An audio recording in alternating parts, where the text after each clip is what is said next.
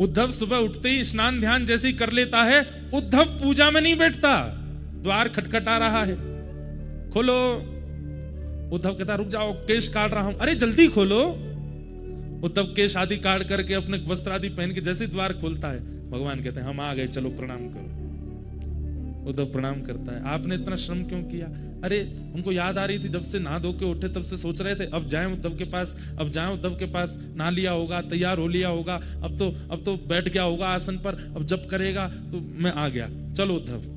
सोचिए, कोई शालिग्राम जी की पूजा करता है, कोई नारायण जी की मूर्ति की पूजा करता है, कोई कलशों का स्थापन करके पूजन करता है, कोई अक्षत में देव को विराजमान करता है, पर एकमात्र उद्धव हैं जिनके पास स्वयं ठाकुर जी जाते हैं और जाके कहते हैं चलो अब हमारा ध्यान करो।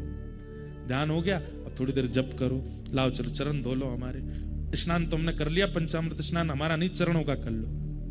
चलो अब चरणों में चंदन लगा दो। भगवान स्वयं बोलते हैं उद्धव को, उद्धव चरणों में चंदन लगा दो, लाओ माला पहना दो, माला पहना देते हैं। अब चलो आशीर्वाद ले लो, आशीर्वाद ले लो, आरती करो हमारी, चलो आरती कर लो, भोग लगाओ, नैवेद्य रखो। उद्धव के नैवेद्य ठाकुर जी पा लेते हैं। अब ये भोग हो गया, पालो, पा लिया, चलो हो गई पूजा संपन्न। बोले जी चलो अब चलते हैं आगे। ये नियम है, क्रम है रोज उद्धव का, रोज ठाकुर जी जाते हैं अपनी पूजा कराने, उससे इतना प्रिय है ठाकुर जी को। ऐसा कौन सा लक्षण है, ऐसा कौन सा गुण है उद्धव में जो कि वो ठाकुर जी को इतना प्रिय है? उन्हीं लक्षणों का वर्णन यहां पर उद्धव जी की पहचान में नवयोगेश्वर संवाद में राजा निमि को बताते हुए योगेश्वरों ने बताया। महाभागवत के लक्षण क्या है?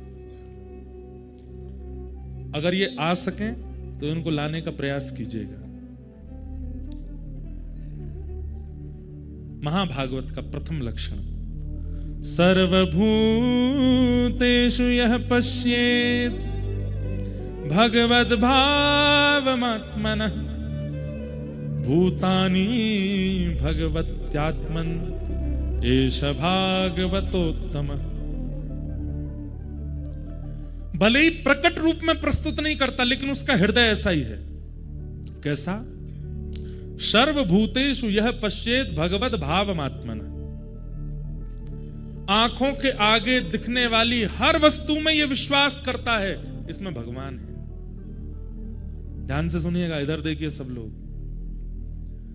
आंखों के आगे दिखने वाली हर वस्तु में क्या विश्वास रखता है? इसमें भगवान है। आप लोग यहां से दर्शन करने के लिए जाइए बद्री विशाल भगवान का। हम महाभागवत क्यों नहीं है? क्योंकि हम चलते फिरते यही सोचते हुए जाएंगे बद्री विशाल भगवान तो वहां है, गंगा जी पार करके जो मंदिर है उसके अंदर जाएंगे और फिर वहां पुजारी बैठे होंगे, वहीं है। यहां से वहां तक जितना सब कुछ हमारे सामने आया, उनमें भगवत दृष्टि हमारी नहीं हो सकती। हम इस बात को मानते जरूर हैं, जानते जरूर हैं, लेकिन इस बात को विश्वास नहीं करते कि ठाकुर जी सब जगह हैं। पर महाभागवत क्या है? बोले सब में ये विश्वास कर लेता है इसमें परमात्मा है। मतलब उद्धव जी महाराज अगर कथा पंडाल से बद्रीनाथ भगवान का दर्शन करने जाएंगे तो आंखों के आगे दिखने वाले हर व्यक्ति को, हर धातु को, हर पुरुष को, हर स्थिति को, हर वस्तु को प्रणाम करते हुए चलेंगे। बोले क्यों? सब परमात्मा है, सब भगवान है। पहली बात, सर्वभूतेषु यः पश्येत् भगवद् भावमात्मनः। वो सबको देखेगा और सब में भगवान का स्मरण करेगा। सब में परमात्मा है। और जब परमात्मा प्रत्यक्ष सामने होंगे और जब उनका दर्शन करेगा तो क्या भाव रखेगा? बोले सब इन्हीं में ही हैं। मतलब सब में वे हैं और वे जब सामने आ जाएं तो सब इनमें हैं। ये दो स्थिति रखता है महाभागवत। समझ में आई बात? बद्री विशाल भगवान को दर्शन से पहले जो दिख गया सब में परमात्मा, और जब बद्री विशाल भगवान देखे तो क्या? सब इनमें। ये दो स्थिति जिसकी है उसको क्या कहते हैं? महाभागवत। ये दो लक्षण। और कैसा होता है महाभागवत? महाभागवत और कैसा होता है? न काम कर्म बीजाना यस्य चेतसि संभव वासुदेवैकनिलय स वै भागवतोत्तम। वाह, बहुत सुंदर परिभाषा। क्या कह रहे हैं? न काम कर्म भी जाना, उनके चित्त में कोई कामना कभी प्रकट ही नहीं होती। जैसे हमारी इच्छाएं प्रकट होती हैं, कामनाएं प्रकट होती हैं, महाभागवत के चित्त में कोई कामना नहीं है। तो बोले फिर कैसे जीता है वो? जैसे राखो तैसे रहूं, मैं अपने मन से कुछ नहीं सोचूंगा। मारा गिरधर लाल थारो नचायो नाचूं रे, मारा गिरधर लाल थारो नचायो नाचूं। जो तू तन को रोग लगावे, सोई झपट सो जाऊं। जो तू तन को रोग लगावे, सोई झपट सो जाऊं। मतलब अगर बुखार आ गया सुनो, करना नहीं आप लोग ऐसा। हाँ, बुखार आ गया तो औषधि भी नहीं लेंगे। हे नाथ, बुखार आ गया, आपने बुखार दिया है, अब जब आप चाहोगे तभी ठीक होऊंगा मैं कोई प्रयास नहीं करूंगा। मेरे अंदर कामना है ही नहीं ठीक होने की। मेरे अंदर कामना बीमार होने की भी नहीं है, ठीक होने की भी नहीं है, स्वस्थ होने की भी नहीं है। आप चाहोगे तो मैं स्वस्थ हो जाऊंगा। जो तू तन को रोग लगावे, सोई झपट सो जाऊं।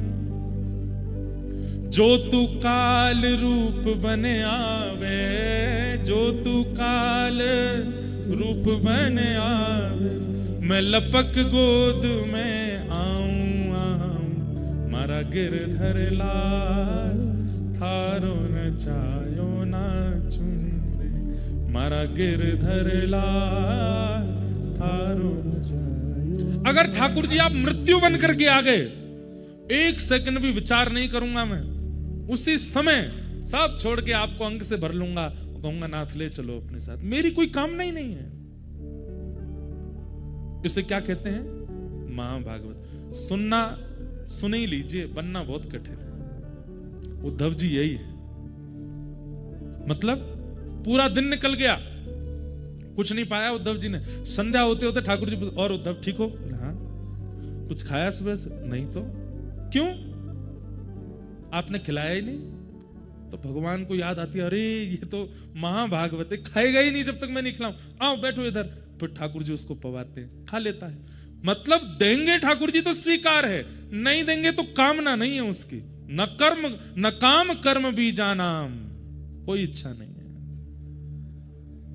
न काम कर्म बीजानाम यस्य चेतस संभव। जो आप चाहोगे वो होगा। और वासुदेवैक निलय सवै भागवतोत्तम। अपने तन को क्या मानते हैं? वासुदेवैक निलय, मतलब भगवान का निलय। निलय का मतलब क्या होता है? घर। अपने शरीर को अपना नहीं मानते, अपने शरीर को भगवान का घर मानते हैं। ये ठाकुर जी का घर है। सुबह सुबह उठेंगे भी तो इसी भाव से उठेंगे, ओहो मंगला हो रही, आंख खुल गई, कपाट खुल गए। भीतर कौन है? ठाकुर जी हैं। उनकी शुद्धता, पवित्रता, उनकी सेवा मुझको करनी है, तो हाथों से वही क्रिया कर रहे हैं जिससे भीतर के ठाकुर जी की सेवा हो। चरणों से वही क्रिया कर रहे हैं जिससे भीतर के ठाकुर जी की सेवा हो। नेत्रों से वही देख रहे हैं जिससे भीतर के ठाकुर जी को सुख मिले। मुख से वही ग्रहण कर रहे हैं जिससे भीतर के ठाकुर जी को सुख मिले। और कुछ भी ऐसी क्रिया नहीं जिसमें अपने सुख का विचार। मतलब अब बद्री विशाल भगवान है, आपको अगर निज सेवा मिल जाए तो आप तो सुख, ठाकुर जी को सुख मिले उसके लिए क्या कर दूं? घी का दिया जलाओ, ठाकुर जी को सोने का छत्र चढ़ाओ, ठाकुर जी को ऐसी पोशाक लगाओ, ठाकुर जी को ऐसा भोग लगाओ। उनके सुख का विचार करके आप सारी सेवा करोगे। ऐसे ही अपने चित्त में ठाकुर जी का भाव रख के, अपने चित्त में ठाकुर जी का विचार करके कि ये ठाकुर जी का घर है, इसमें ठाकुर जी विराजमान है। एक बहुत साल पहले एक पद बनाया था, बहुत कम गाया कथाओं में। तन तो मंदिर है, मन है वृंदावन। तन तो मंदिर है, मन है वृंदावन। ये तन क्या है? बोले तन तो मंदिर है, और इस तन में जो मन है वो मन वृंदावन है। तन तो मंदिर है, मन है वृंदावन, मन के वृंदावन में बसे हैं श्री राधारमन। मन के वृंदावन में बसे हैं श्री राधारमन। वासना को छोड़ तू भक्ति पथ पे चल, वासना को छोड़ तू भक्ति पथ पे चल। वासना में क्यों फंसे आरती सजल, वासना मिटे नहीं आत्मा मरे नहीं, तन का हो निधन। मन के वृंदावन में बसेंगे श्री राधारमन। तन तो मंदिर है, मन है वृंदावन, मन के वृंदावन में बसे श्री राधारमन। ये उत्तम भागवत की भावना है। तन तो मंदिर है, और इस तन में मन क्या है? बोले मन है वृंदावन, और मन के वृंदावन में कौन बसे हैं? बोले श्री राधारमण। जिस दिन इस बात को केवल बोलेंगे नहीं, सोचेंगे नहीं, विश्वास कर लेंगे, इस तन से ऐसी कोई क्रिया हो ही नहीं सकती जिससे पाप लगे। हम इस तन से पाप करते तब हैं जब इसको अपना मानते हैं और इस पर अपना अधिकार रखते हैं। परंतु ये तन ठाकुर जी का है और इसमें आवास ठाकुर जी का है, ये भावना करके जब इस तन से क्रियाएं की जाती हैं, कोई पाप नहीं होता। हाँ। तो महाभागवत का दूसरा लक्षण क्या है? न काम कर्म बीजाना। हम आपसे फिर कह रहे हैं, ये कथा दोबारा नहीं होगी, सुन लीजिए। और ये कथा और कहीं होगी भी नहीं, बद्रीनाथ में ही हो सकती है। न काम कर्म बीजाना यस्य चेतसि संभव। अपने चित्त में कोई कामना नहीं है, अपनी कोई इच्छा नहीं है। प्रहलाद जी महाराज को हिरण्यकश्यप कहते हैं, जाओ इसको पर्वत से फेंक दो। तो प्रहलाद जी महाराज की इसमें सफाई नहीं देते। प्रहलाद जी की, पिताजी मेरे साथ ऐसा क्यों कर रहे हो, मैंने क्या अपराध किया, क्या गलत किया? नहीं, पिता ने कह दिया पर्वत से फेंकना है, तो प्रहलाद जी पहले तैयार हो गए, ले चलिए पर्वत पे फेंक दीजिए मुझे। होलिका दहन के लिए चिता पे बैठाना, पहले ही बैठ गए प्रहलाद जी। बस इतना बोले, पिताजी मैं तो ठीक है मुझे बैठा दीजिए, पर बुआ को मत बैठाओ आप। क्यों? मैं तो बच जाऊंगा, ये नहीं बचेंगे। प्रहलाद जी की अपनी कोई इच्छा नहीं है, वो सब ठाकुर जी पर अर्पित करके रहते हैं। ये महाभागवत का लक्षण। मीराबाई अपनी इच्छा से नहीं। मैं अभी मीरा चरित्र कह रहा था चंडीगढ़ में, तो वहां पर भी मैंने एक भाव प्रस्तुत किया कि मीराबाई ने मेवाड़ का त्याग तब तक नहीं किया जब तक गोस्वामी तुलसीदास जी की आज्ञा नहीं हो गई। गोस्वामी जी ने जब आज्ञा की, तजियता ही कोटि वही रसम यद्यपि परम स्नेही जाके ही न राम वही देही, तब उन्होंने राम जी की ही आज्ञा मानी कि राम जी आज्ञा कर रहे हैं, छोड़ के चली गई। अपनी इच्छा से कुछ नहीं किया। अपनी स्वेच्छा अगर मीराबाई ने कभी प्रकट की तो वो करी कब? अपने अंतिम दिन, जो मीराबाई का अंतिम दिन था पृथ्वी पर, बस उस दिन मीराबाई ने अपनी इच्छा प्रकट की। प्रीतम ज्यों जानो सुध लीजो, मीरा के प्रभु गिरधर नागर मिल बिछुरण मत दीजो। बस ये इच्छा प्रकट करती है मीराबाई कि अब नाथ मिल गए हो, अब मुझसे बिछड़ो मत। बस इसके अलावा कोई इच्छा मीराबाई ने भी कभी प्रकट नहीं की। महाभागवत है ही वो जो इच्छाओं में रहता ही ना हो। तो महाभागवत का दूसरा लक्षण क्या है? कि कोई इच्छा नहीं प्रकट करता। तीसरा लक्षण क्या है? वो शरीर को भगवान का ही घर मानता है। इस शरीर में ठाकुर जी विराजमान हैं, तो इस शरीर से वही क्रिया हो जो मंदिर की होती है, और कोई क्रिया इस शरीर से नहीं। महाभागवत का चौथा लक्षण क्या है? न यस्य, ये हम किसके लक्षण बता रहे हैं? महाभागवत। महाभागवत कौन है? कौन है? उद्धव जी। द्वादश महाभागवतम 12 हैं, 12 में से एक उद्धव जी। उनका लक्षण क्या है? न यस्य जन्म कर्माभ्याम न वर्णाश्रम जातिभिः सज्जतेऽस्मिन् अहं भावो देहे वै सहरे प्रिय। बहुत सुंदर। नयस्य जन्म कर्माभ्याम न वर्णाश्रम जातिभिः, ना तो वे कभी अपने जन्म की शिकायत या फिर जन्म का अभिमान करते हैं। छोटे कुल में जन्मे तो इस बात का उनको कोई कष्ट नहीं होता, उच्च कुल में जन्मे तो इसका अभिमान नहीं होता। न वर्णाश्रम जाति भी, ना वो किसी वर्ण को मानते हैं ना किसी जाति को मानते हैं। वो एक रस रहते हैं। सर्वम खलु इदम ब्रह्म, सब में ठाकुर जी हैं। हरिराम व्यास, हरिराम व्यास जी नाम सुना है? जुगल किशोर को लाड़ लड़ायो नवल कुंज ही अमाय, कुंज निकुंजन की रज धारे हरि व्यास युगल यश गाय। वृंदावन प्यारो वृंदावन श्री वृंदावन। वही हरिराम व्यास। उन हरिराम व्यास जी के चरित्र में आता है, बहुत सुंदर पद है कि सब छोड़ करके ओरछा से वृंदावन आ गए, तो उनके परिवार के लोग उनको ढूंढते ढूंढते आए वृंदावन। और जैसे ही वृंदावन आए तो हरिराम व्यास जी तो घबरा गए, बोले मुझे घर वर नहीं जाना, अब मैं तो यहीं रहूंगा। लेकिन परिवार के लोग माने नहीं। तो हरिराम व्यास जी बोले, परिवार कब तक हमको हमारे पीछे पड़ रहा है? जब तक इनको ये लग रहा है कि मैं इनके लायक हूं। जैसे इनको ये पता चलेगा कि मैं इनके किसी काम का नहीं हूं, ये अपने आप छोड़ के चले जाएंगे मुझे। उसके लिए क्या करना पड़ेगा? तो पागलों की सी हरकत करने लगे हरिराम व्यास जी। और कैसे रहने लगे वृंदावन में? मुख पर कालीत पोत के काजल लगा लिया पूरे मुंह पे, यहां पे मोर पंख फंसा लिया कान के ऊपर, और महाराज डोल रहे हैं ऐसे डोलते डोलते। घर वाले लोग इधर उधर पूछें, हरिराम व्यास कहाँ हैं? हमारे परिवार के वो बड़े हैं, वो कहाँ हैं? कहाँ हैं? किसी ने कहा दो वो घूम रहे हरिराम व्यास जी। जैसे देखा तो ये तो काजल लगाए घूम रहे मुंह पे।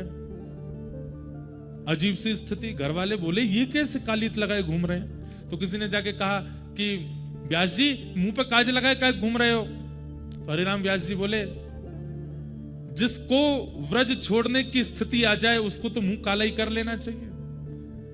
हम यहाँ व्रज रहने के लिए आए, पर ये हमारे परिवार वाले पीछा नहीं छोड़ रहे हैं, हमको वापस ले जा करके मानेंगे। तो अगर वृंदावन से जाने की स्थिति बन जाए तो मुंह तो काला कर लेना ही चाहिए। सबसे बड़ी अपमान की बात है हमारे देह के लिए कि वृंदावन प्राप्त होकर के भी छोड़ना पड़ रहा है। घर वाले लोग बोले भैया ये तो बड़ी पागलों की सी स्थिति करते हैं। चले गए। कुछ दिन बाद फिर लौट के आए तो किसी ने बताया, बोले व्यास जी आपके घर वाले फिर आ गए। तो हरिराम व्यास जी फिर एक हरकत करने लगे। क्या करें? आंखों के आगे दिखने वाले हर पेड़ को अपने हृदय से, चाचा जी कैसे हो? दूसरे पेड़ को हृदय, अरे मेरे ताऊ जी तुमने ही तो सर्वस्व दिया, अरे तुम तो मेरी बहन हो। मतलब वृंदावन के रूख हमारे माता पिता गुरु बंधु। बोले मेरे असली परिवार तो यही है। परिवार के किसी ने कहा कैसे हो गए असली परिवार? बोले क्यों? धूप पड़ती है तुम छाया नहीं दे सकते, लेंटर लगवाना पड़ता पैसा खर्च करके, पर धूप पड़ती है छाया देते हैं। मेरे ताऊ जी हैं। ऐसे बड़े बुजुर्ग घर में होने चाहिए जो ऊपर छाया दें। ये मेरी बहन है। बोले क्यों? भूख लगती है मुझे भोजन देती है, फल देती है। वृंदावन के रूख हमारे माता पिता गुरु बंधु। इस प्रकार पूरे वृंदावन में घूमने लगे। अब तो महाराज घर वाले लोगों को लगा, बोले ये तो पूर्ण रूपेण पागल हो गए, थोड़े बहुत भी नहीं, हमारे किसी काम के नहीं है।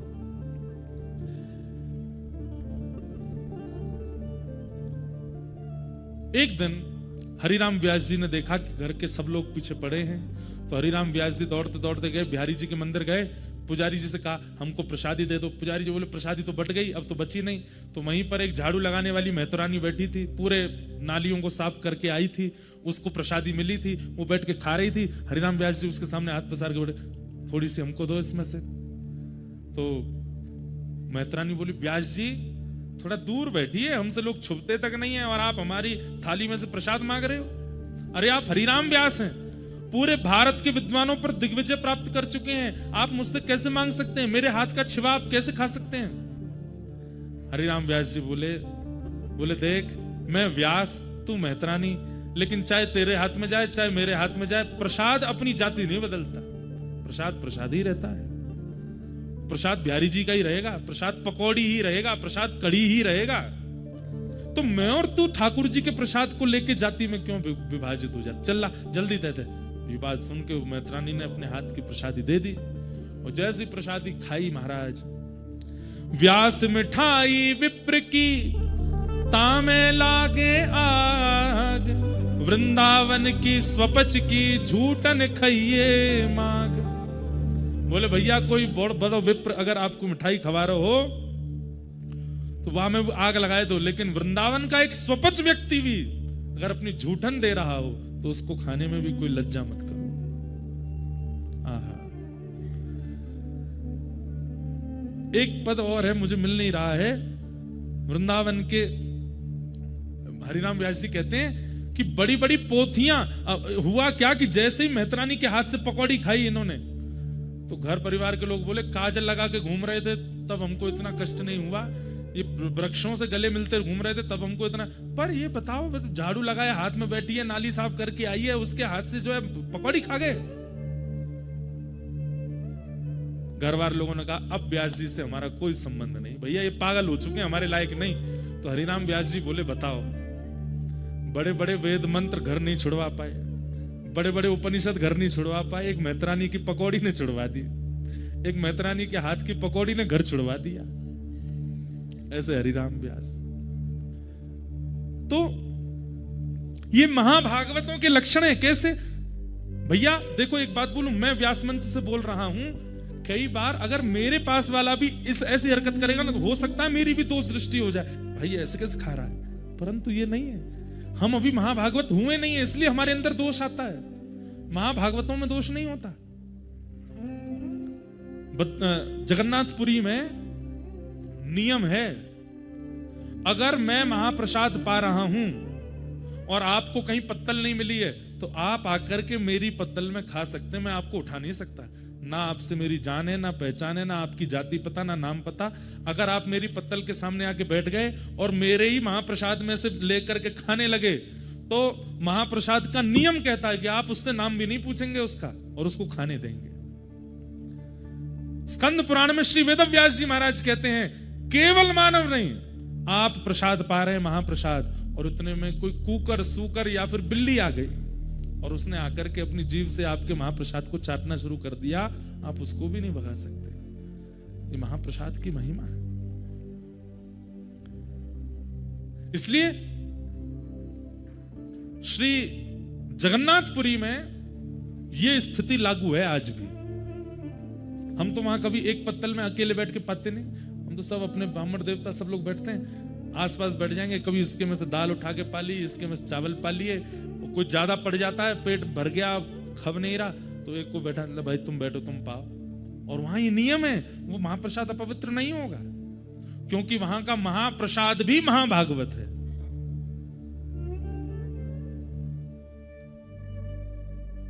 भाई मानव हो तो जातियों में रहना पड़ेगा, लेकिन महाभागवत हो गए हो तो अपने आप सब निकल जाएगा चित्त से। पर बिना महाभागवत हुए भी अगर आज जाति आदियों के ये सब नियम नहीं माने तो फिर उसमें भी दोष लगेगा।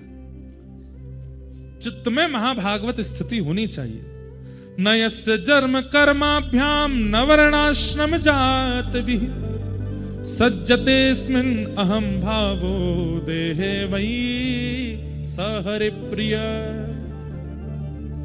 जिसका चित्त इस प्रकार का निर्माण हो चुका है और इस प्रकार के नियमों से जो व्यक्ति रहता है, स हरि प्रिय, वो हरि को प्रिय है, ठाकुर जी को प्रिय है। और हरि प्रिय जो वही तो महाभागवत है। महाभागवत का छठवां लक्षण क्या है? न यस्य स्वपर इति वित्ते स्वात्मनि वाभिदा सर्वभूत सम शांत सवै भागवतोत्तम न यस्य स्व पर इति। ये मेरा है, ये तेरा है, ये तेरा है, ये उसका है, ये इसका है, ये भावना है नहीं। सवई भूमि गोपाल की, सब ठाकुर जी का है। ये चित्त में जिसकी स्थिति रहती है वो महाभागवत है। सवई भूमि गोपाल की, सब ठाकुर जी का है। मैं भी ठाकुर जी का हूं, आप भी ठाकुर जी के हो। ये सब स्थितियां ठाकुर जी की हैं।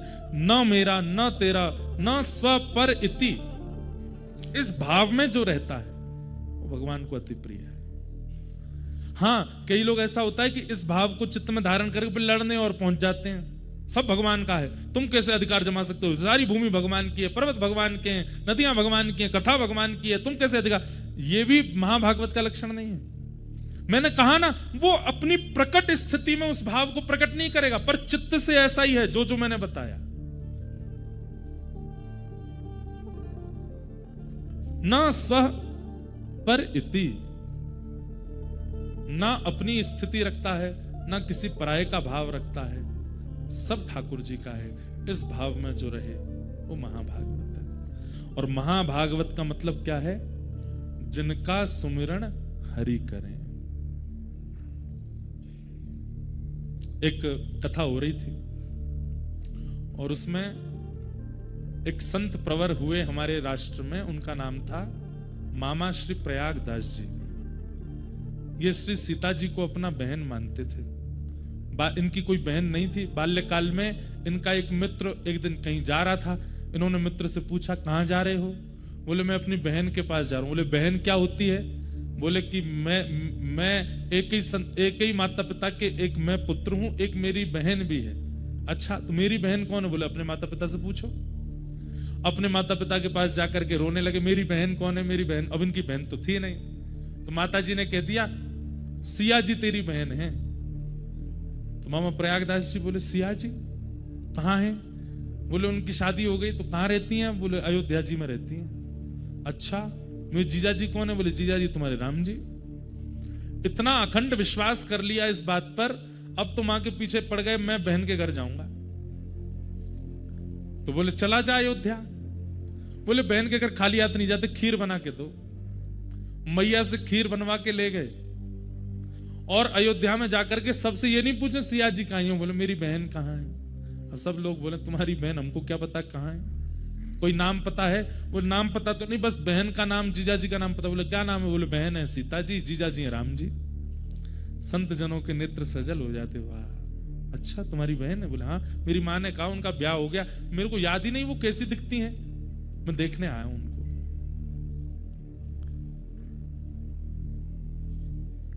संतों ने कहा, यह अयोध्या है, यहां तुम्हारे जीजा जी और बहन जी विचरण करते रहते हैं। किसी वृक्ष के नीचे बैठ जाओ, आएंगे तुमसे मिलने। बस उनको ढूंढते रहना, उनकी आस में बैठे रहना, आएंगे इसी मार्ग से। मामा प्रयागदास जी बोले, कब तक प्रतीक्षा करो? मुझे कैसे पता चलेगा कि मेरी बहन है? मैंने तो कभी देखा नहीं। बोले, अरे तुम्हारी बहन छोटे मोटे घर में नहीं ब्याई है। रघुकुल कमल दिवाकर, एक छत्र सम्राट महाराज दशरथ के पुत्र हैं श्री राघव जी, तुम्हारे जीजा जी। जब वे निकलती हैं तो आगे सैनिक, पीछे सैनिक, इधर सखियां, उधर सखियां, और मध्य में एक श्वेत हाथी। उस श्वेत हाथी के ऊपर स्वर्ण का एक सिंहासन, उस स्वर्ण सिंहासन पर अनंत मणियां जड़ी होंगी, ऊपर चमर लगा होगा, ऊपर सुंदर छत्र लगा होगा, उस पर आगे जीजाजी बैठे होंगे, पीछे घूंघट करके तुम्हारी बहन बैठी होंगी। और उनका रूप लावण्य ऐसा होगा कि देख करके मन होगा कि मोतियों से, चंद्रमा से इनकी नजर उतार दूं। समझ जाना तुम्हारी बहन है। मामा प्रयागदास जी बैठ गए, प्रतीक्षा कर रहे हैं कहीं से श्वेत हाथी आएगा। करते करते एक दिन व्यतीत हो गया, नहीं आई सिया जी। तो प्रयागदास जी रोने लगे, कैसी बहन हो आप? दुनिया के भाई जब अपनी बहन के यहाँ जाते हैं तो बहन पलकें बिछा करके भैया का स्वागत करती है, और मैं यहाँ पूरी दिन निकल गया और मेरी बहन पूछने तक नहीं आई कि भैया तुम भूखे हो। माँ ने खीर बना के भेजी, खीर भी ठंडी हो गई। कैसी बहन हो आप? करके जैसे रोने लगे, इतने में देखा नगाड़े बजने लगे, बड़ी बड़ी बाजे बजने लगे। सैनिक सब ढोल नगाड़े बजाते हुए आ रहे हैं, सावधान कर रहे हैं सबको। इतने में ही असंख्य हाथी और सुंदर सुंदर हाथियों पर चमड़ उड़ाए जा रहे हैं। 2 हाथी आगे, 2 हाथी पीछे, और बीच में एक श्वेत हाथी, और उस श्वेत हाथी के ऊपर सुंदर स्वर्ण का सिंहासन, और आगे रघुकुल कमल दिवाकर श्री राघव जी मंद मंद नेत्रों से इधर उधर देखते हुए, और पीछे घूंघट करे श्री सिया जी बैठे। अब तो मामा प्रयागदास जी चिल्लाने लगे, बहन जी रुक जाओ, जीजा जी ने रुक जाओ, अरे मैं आपका साला आया हूं। राम जी ने तुरंत महावत से कहा, रोको, अभी की सत्य घटना। हाथी को नीचे बैठाओ। नीचे बैठा है सिया जी, उतर करके आए, और उतर करके आकर के देखा, नेत्र सजल हो गए सिया जी के, लिपट गए मामा प्रयागदास जी। बहन जी आपने मेरी सुध नहीं ली, मैंने पहली बार देखा आपको, माँ ने बताया आप बहुत सुंदर हैं, और देखिए ना आप सुंदर ही हो। सिया जी ने खीर पाई, खूब सुंदर लड्डू पवाए, और उसके बाद जब जब उनकी इच्छा होती तब तब सीता जी ने कह दिया, जब इच्छा करोगे बस याद कर लेना, हम दोनों आ जाएंगे।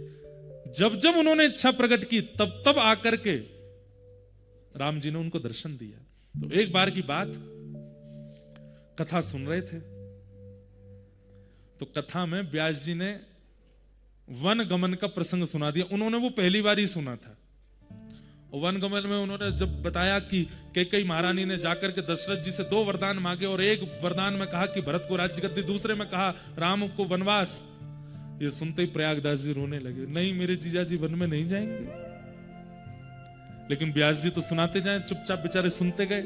और जैसे ही प्रसंग आया कि सीता जी के पास गए और सिया जी से जाके कहा कि तुम यहीं रह करके पूरे कुल की रक्षा करना, सेवा करना। और सीता जी कहने लगी, नहीं मैं तो आपके संग चलूंगी। सीता जी कहने लगी, मैं आपके संग चलूंगी। तो प्रयागदास जी तो इतने फूट फूट के रोए। और जैसे ही सुना कि रथ में आरूढ़ होकर के राम जी और सिया जी अयोध्या छोड़ के वन चले गए, मूर्छित हो गए वहीं पे। हाँ नाथ, हाँ नाथ, हाँ नाथ, हाँ नाथ कहते कहते रोने लगे। लोग बाग सब में हड़कंप मच गया, सब श्रोताजन उठ गए, अरे व्यास जी कोई बेहोश हो गया, बोले पानी डालो। जैसे तैसे होश में आए, आंखें लाल और नेत्रों से अविरल अश्रुधार, पूरा शरीर कांप रहा है। दौड़ करके व्यास जी के पास गए, बोले मेरे भैया और मेरी बहन और मेरे जीजा जी कौन से वन में गए थे? बोले चित्रकूट के वन में गए। उसी समय दौड़ करके अपने घर गए, और घर जाकर के सुनिएगा, घर जाकर के खटिया ली, खटिया के साथ रजाई ली। बोले कि जंगल में सोते होंगे, उनको ओढ़ने को नहीं मिलता होगा, लेटने के लिए खटिया नहीं मिलती होगी। खटिया ली, रजाई ली, अचार का डिब्बा लिया, खाते होंगे क्या मिलता होगा उनको, बढ़िया सुंदर सुंदर सामग्री जो जो वन में होनी चाहिए एक व्यक्ति की जरूरत के लिए सब इकट्ठी कर ली। और खटिया के ऊपर डाल करके सारा सामान पूरा धर के, कपड़े लत्ता आदि, वस्त्र सौल आदि, बहन के लिए सुंदर पादुका, जीजा जी के लिए सुंदर पादुका, सब सामग्री लेकर के और सिर पर धारण करके चल दिए चित्रकूट। और रोते जा रहे रास्ते पर। चित्रकूट के वन में पहुंच गए, और वन में जाकर के सब रख दिया। और उनको तो वरदान था कि जब स्मरण करोगे आ जाएंगे।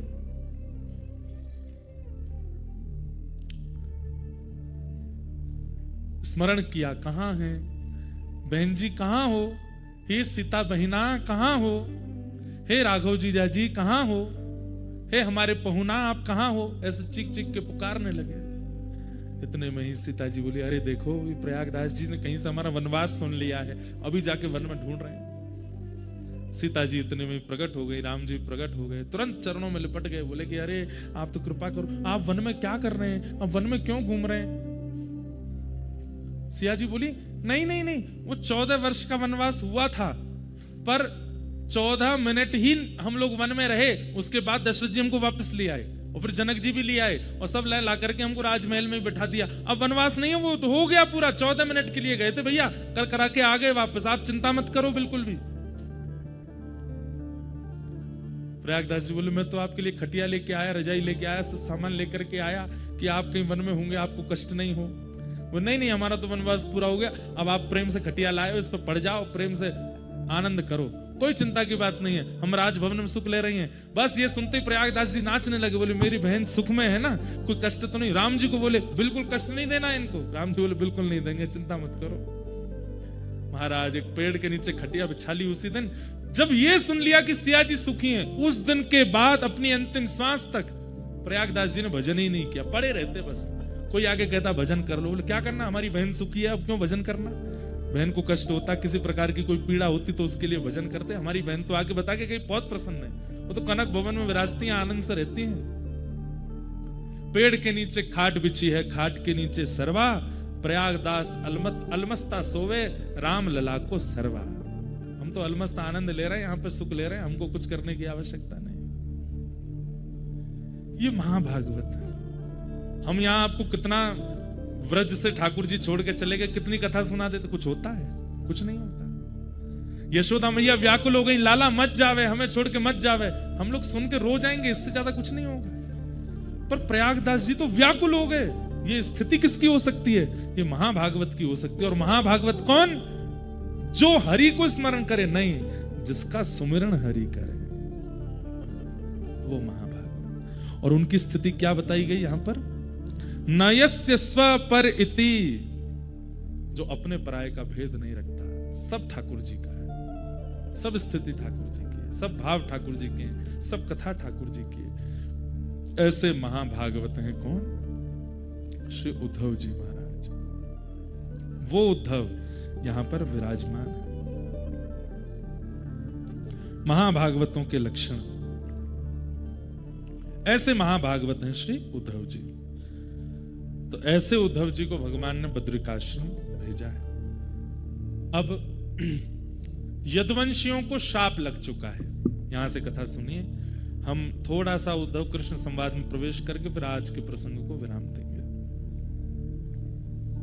यदुवंशियों को शाप लग चुका है, और आपको जानकर के आश्चर्य होगा कि यदुवंशियों को शाप किस दिन लगा? जन्माष्टमी के दिन। ठाकुर जी का जन्मदिन था उस दिन, और पूरे देवी देवता सब भगवान को प्रणाम करने के लिए आए थे। भगवान को प्रणाम करते हुए सब देवताओं ने भगवान को वंदन किया। नतास्मते नाथ पदारविंदम, बुद्धिन्द्रिय प्राण मनोवचो भी, यद्यत्यतेऽन्तर्हृदि भावयुक्ते, मुमुक्षुभिः कर्मयोरूपपाशा। देवताओं ने आकर के भगवान को प्रणाम किया, और प्रणाम करते हुए सब देवता भगवान को वंदन करने लगे। आपके चरण कमलों की महिमा, आपके मुखमंडल की महिमा, आपकी बुद्धि की महिमा, आपके स्वभाव की महिमा, सब महिमा गाने लगे। भगवान थोड़ी देर महिमा सुनते सुनते बोले, मूल बात पे आओ, बात क्या है, इतना महिमा मंडन क्यों कर रहे हो? सब देवताओं ने कहा, भगवान भूमेर भारावताराय पुरो विज्ञापितः प्रभो। हे नाथ, आप जिस कारण से अवतार धारण किए थे वो काम आपका पूरा हो गया। भगवान के अवतार के कारण क्या है? पहला कारण धर्म संस्थापनार्थाय, धर्म की स्थापना। दूसरा कारण क्या है? वैष्णव संत और भक्तों को दर्शन, वो भी पूर्ण हो गया। तीसरा कारण क्या है? राक्षस दुष्ट और दैत्यों का वध। ये भगवान का कारण है आगमन का। देवताओं ने जाकर के कहा कि नाथ, आपका अब कारण पूरा हो चुका है, अब आप वापस वैकुंठ चलो, अपनी लीला पूरी कर दीजिए। और आज तो यदुवंशियों को शाप भी लग गया है, अब नाथ आपको वापस चलना चाहिए। देवताओं की बात सुनकर के भगवान थोड़े गंभीर हो गए, और गंभीर होकर के बोले, मैं अगर चला गया तो मेरे भक्त कहां जाएंगे? मैं अगर चला गया तो मेरे आश्रय में जीने वाले ये सब लोगों का कल्याण कैसे होगा? मैं अगर चला गया तो इस पृथ्वी की रक्षा कौन करेगा? धर्म की स्थापना जो मैंने करी है वो कैसे पूर्ण होगी? तब देवता जन भगवान से कह रहे हैं कि हे नाथ, आपने जितने भी लीलाएं की हैं, उन लीलाओं का श्रवण, कथन, पठन और विचार अब यही मानवों का कल्याण करेगा। आपकी उपस्थिति आवश्यक नहीं है अब मानव कल्याण के लिए, आपकी लीला का अनुसरण और आपकी लीला का चिंतन, कथा का श्रवण, उसी से ही मानव का कल्याण हो जाएगा। कृपा करके अब तो आप चलिए। तब भगवान ने मन में विचार किया और यहां पर स्पष्ट ब्रह्मा जी कहते हैं कि भगवान कितने वर्ष के हो गए आज जन्माष्टमी है, तो यहां लिखा है सारस्वतम व्यतीयाय पंचविंशाधिकम प्रभो। बोले कितने वर्ष के हो गए आज ठाकुर जी? बोले 125 वर्ष के हुए। उद्धव कृष्ण संवाद जन्माष्टमी को ही प्रारंभ हुआ है और 125 वर्ष की आयु में ठाकुर जी ने उद्धव को यह ज्ञान उपदेश दिया है। महाभारत का युद्ध बताते हैं उस समय ठाकुर जी 80 या 90 के मध्य में थे, लेकिन भगवान की आयु सुनकर के आप किसी भी रूप में भगवान की वृद्धावस्था का अनुभव मत कीजिएगा। ठाकुर जी वृद्ध नहीं है, ठाकुर जी 125 वर्ष के हैं। भगवान का पुत्र प्रद्युम्न 80 वर्ष का है, भगवान का परपुत्र 50 वर्ष का है। लेकिन जब एक साथ भगवान, पुत्र और परपुत्र तीनों खड़े हो जाते हैं तो भगवान लगते हैं बालक। 16 वर्ष के बालक कैसे? भगवान की अवस्था 16 वर्ष की रहती है। रेशे नहीं आते ठाकुर जी को, हमारी तो दाढ़ी मूछ भी आ जाती है। ठाकुर जी को वो जो प्रारंभिक रोए होते हैं ना, जो 13-14 वर्ष के बालकों के आ जाते हैं, वह भी प्रकट नहीं होते ठाकुर जी के। तो भगवान की आयु 125 वर्ष है, पर शरीर पर कोई भी भाव ऐसा नहीं है कि कमर झुक गई हो, लंगड़ा के चल, कुछ नहीं। 16 वर्ष के लाला की तरह उछल कूद करते घूमते हैं सब जगह। एक बाल भी श्वेत नहीं है ठाकुर जी का। काल का प्रभाव नहीं होता। तो आज भगवान 125 वर्ष के हो गए और उस समय देवताओं ने आकर के भगवान से प्रार्थना की कि नाथ अब चलिए। भगवान बोले ठीक है, हम योजना बना करके आते हैं, तुम सब वैकुंठ में व्यवस्था करो। और उसी समय भगवान ने उद्धव को बुलाया और उद्धव से कहा, उद्धव अब लीला संवरण का समय आया है। मैं समस्त यदुवंशियों को लेकर के जाऊंगा और जाकर के सोमनाथ भगवान का यज्ञ कराऊंगा, वहीं इनको शाप लगेगा और धीरे धीरे फिर ये यदुवंशी आपस में लड़ झगड़ करके मरेंगे। लेकिन तुम यहां रहोगे। तुम्हें मैं कुछ ज्ञान उपदेश करना चाहता हूं, वो तुम बहुत ध्यान से सुनो। उद्धव जी के नेत्रों में आंसू भरे हैं। लीला संवरण की बात क्यों कर रहे हैं ठाकुर जी? और जब सब यदुवंशियों को संग ले जा रहे हैं तो मैं भी तो आपका हूं, मुझे भी ले चलिए। मैं आपके साथ क्यों नहीं जा सकता? ठाकुर जी बोले, तुम उत्तराधिकारी हो। किसके? मेरी भक्ति गादी के उत्तराधिकारी हो। मैंने धर्म का उत्तराधिकारी दुनिया को बना दिया, लेकिन मैंने जो भक्ति प्रेम की व्यवस्था की है उसके उत्तराधिकारी तुम हो उद्धव। इसलिए तुम्हारा रहना आवश्यक है। और तुमने कामना की है व्रजमंडल की प्राप्ति की, इसलिए तुम्हें तप करना पड़ेगा। तो इसलिए अब तुम रहोगे यहां पर। क्या आज्ञा है मेरे लिए? तब भगवान प्रथम आज्ञा देते हैं। ध्यान से सुनो, भगवान कह रहे हैं, तम तु सर्व परित्यज्य स्नेहं स्वजन बंधुषु मय्या विषय मन सम्य समुद्रेग विचरस्वगा। क्या करो? तम तो सर्वम परित्यज्य, अब तुम सब छोड़ दो। और यहां पर सर्वम के बाद एक शब्द कहा है भगवान ने, और वो शब्द का नाम क्या है? स्नेहम। बोले तुम्हारा सब लोगों से जो स्नेह है उस स्नेह का त्याग कर दो। व्यक्ति का त्याग हम लोग कर देते हैं, लेकिन उसके प्रति जो हमारा स्नेह, इच्छा, ममत्व, उसका हम त्याग नहीं कर पाते। और एक और बात सुनिए, अहमता ममता अलग बात होती है। श्रीमद् भागवत जी के प्रारंभ में अहमत्व और ममत्व के त्याग की बात आती है, लेकिन आज ठाकुर जी ने भागवत जी के विश्राम में एक शब्द और कहा है। क्या? स्नेहम परित्यज्य। सब लोगों को छोड़ना बड़ी बात नहीं है। अब आप छोड़ छाड़ करके बद्रीनाथ आ गए, पर चिंता लगी भैया घर में क्या हो रहा होगा, वो क्या कर रहे होंगे, वो कैसे कर रहे होंगे, अब क्या हो रहा होगा, कहीं ऐसे खराब तो नहीं कर दिया होगा। फिर फोन लगा, अब तो नेटवर्क आने लगे।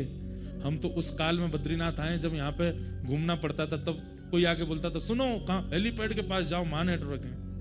वहां जाके फोन लगा रहे हैं घर वाले, हाँ ठीक हो, सब ठीक है। 3 दिन से घर वाले रो रहे हैं, क्यों, कोई अते पते ही नहीं है, गया है। 3 दिन बाद फोन लगा तो पता चली कि हाँ ठीक है, जीवित है। ऐसी स्थिति थी बद्रीनाथ की। गीजर नहीं होते थे कमरों में, तब तक कुंड की बाल्टी आती थी 15 रुपए में, और वो बाल्टी जब तक कमरे पे आती तब तक ठंडा ही हो जाता था। बच्चे कुछ जितना वो गर्म होता था उसी से ही नहाना पड़ता था। कई बार तो बेचारे कोई स्नान करने के लिए गए, उनको पता चली कि तब तक कुंड का पानी, और सोचा गर्म ही होगा, मग्गा डाल के जैसे ही डाला भीतर से ही चीख निकली महाराज। वो सब स्थिति भी देखी है। चाय बनी, बन के कमरे में आई है, तब तक तो वो शरबत हो चुकी है। ऐसा बद्रीनाथ भी रहा है। गीजर नहीं होते थे, फोन के नेटवर्क नहीं होते, इंटरनेट तो चलता ही नहीं था। 2022 तक भी नहीं चलता था इंटरनेट। अब तो सब सुविधाएं हो गई यहां पे। पर हम सब छोड़ के आ जाते हैं, पर हमारा स्नेह नहीं छूटता। ठाकुर जी कहते हैं उद्धव, अब तुम स्नेह का त्याग करो। स्वजन वंदिशु, तुम्हारे जितने भी स्वजन हैं, जितने भी बंधुजन हैं, जितने भी प्रियजन हैं, इन सब से अब तुम स्नेह का परित्याग कर दो। क्योंकि जब तक ये स्नेह इस चित्त में रहेगा, भले ही शरीर से तुमने किसी का भी त्याग कर दिया हो, मेरी प्राप्ति नहीं हो पाएगी। क्योंकि मेरी प्राप्ति देह से नहीं, स्नेह से ही होती है, और वो स्नेह अभी भी तुम्हारा उनमें है, तो मैं कैसे मिलूंगा? इसलिए तुम स्नेह का परित्याग करो। स्नेह कैसा होता है? चिंतन के रूप में होता है। भले ही जीव शरीर से सामने नहीं है, भले ही जीव वार्ता से सामने नहीं है, भले ही उस जीव की चर्चा भी हमारे आसपास नहीं हो रही, पर हमारे चिंतन में उसका ध्यान बना हुआ है, कैसा है क्या, यही चिंतन, इसको स्नेह कहते हैं। और जब तक ये स्नेह का त्याग नहीं होगा, तब तक भक्ति मार्ग में तुम उपलब्धियों के रूप में अपने हृदय की स्वच्छता कर लोगे, बुद्धि की स्वच्छता कर लोगे, अपने विवेक की प्राप्ति कर लोगे, पर मेरी प्राप्ति नहीं हो पाएगी जब तक स्नेह नहीं जाएगा। समझ रहे हैं बात को? इस भक्ति मार्ग में आगे चल के बहुत उपलब्धियां मिल जाएंगी आपको। आप विवेकी हो जाओगे, आपको आपत्ति विपत्तियों की पीड़ा आनी बंद हो जाएगी, आप सबसे परा होते चले जाओगे, बिल्कुल एक मठ मंदिरों में रहने वाले तपस्वी की भांति आपकी स्थिति हो जाएगी। लेकिन कृष्ण दर्शन नहीं होंगे। क्यों? क्योंकि स्नेह अभी चित्त में है दूसरे के प्रति। ठाकुर जी कहते हैं उद्धव, क्यों 1000 वर्ष लग जाते हैं तप करने के बाद मेरे दर्शन में? किसी को 1000 वर्ष, किसी को 500 वर्ष, किसी को 100 वर्ष, इतना समय क्यों लगता है? बोले इन अवधियों में तप कितना कर रहा है ये नहीं देखता मैं ये देखता हूं तप से स्नेह कितना खत्म कर रहा है दूसरों से।